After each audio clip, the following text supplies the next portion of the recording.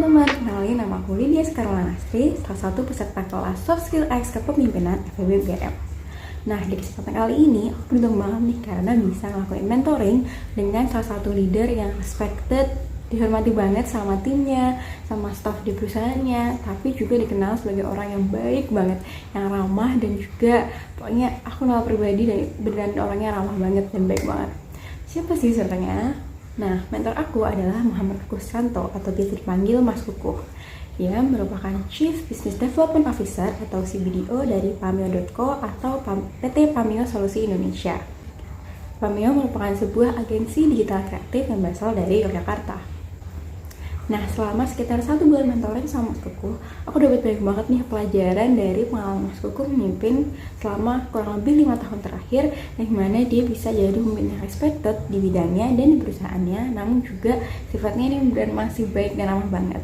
Karena kalau kita ngomongin sifat-sifat pemimpin biasanya tuh yang biasa diomongin adalah berwibawa, tegas gitu kan ya, atau jujur adil gitu pasti. Tapi jarang untuk kita bilang pemimpin itu bisa baik hati dan bisa juga dihormati dengan sifatnya kayak gitu. Jadi kali ini aku bakal share 4 poin utama yang aku dapat dan pelajari dari pengalaman Mas Kukuh memimpin sebagai leader yang respected dan juga kind atau baik hati.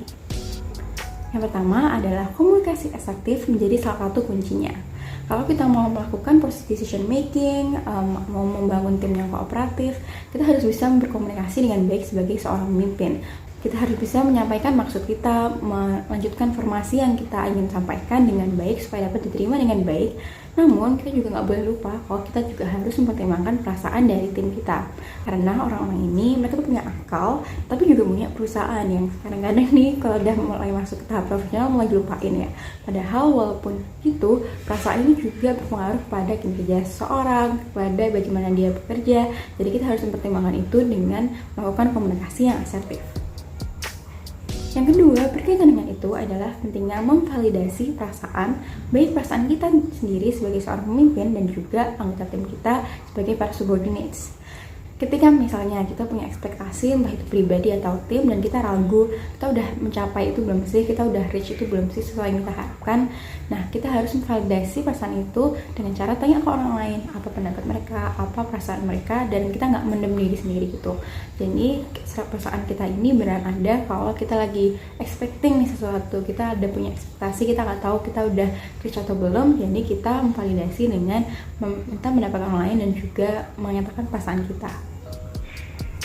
Dia adalah trust and loyalty atau kepercayaan dan kesetiaan. Yang kedua hal ini menurut Mas Kukuh dibangun secara bersamaan atau secara beriringan. Jadi nggak cuma salah satu aja terus yang satu diabaikan atau nggak ada. Gimana sih? Kenapa? Nah, pertama, kalau kita melakukan delegasi tugas itu kita menunjukkan kepercayaan kita kepada tim. Sebagai seorang pemimpin, kita yakin bahwa mereka dapat melakukan pekerjaan itu, dapat menyelesaikan tanggung jawab itu, dan kita percaya sama kemampuan mereka. Ini adalah bentuk kepercayaan yang kita coba bangun sama para anggota tim kita, dan harapannya buat juga percaya kita sebagai leadernya. Nah, terus loyalty-nya masuk di mana nih? Jadi, menurut Mas Kukuh, semakin kita percaya sama seseorang atau anggota tim, semakin kita percaya sama kemampuan mereka, dan semakin mereka juga percaya kalau mereka dipercayai sama kita, itu akan meningkatkan sense of belonging dari para anggota tim pada timnya, kepada perusahaannya, yang akan berujung pada loyalty atau setia mereka kepada tim dan perusahaan itu. Nah, itu kenapa trust dan loyalty itu nggak bisa pisah di satu sama lain dan jalan beriringan atau dibangun bersamaan, karena keduanya saling berkaitan. Nah, yang keempat dan terakhir, dan ini juga bisa dibilang merangkum bahasan aku dan Mas Kukuh selama mentoring adalah menurut Mas Kukuh, leadership itu mencakup 3 hal. Empati, komunikasi, dan people management. Pemimpin yang baik adalah pemimpin yang berempati.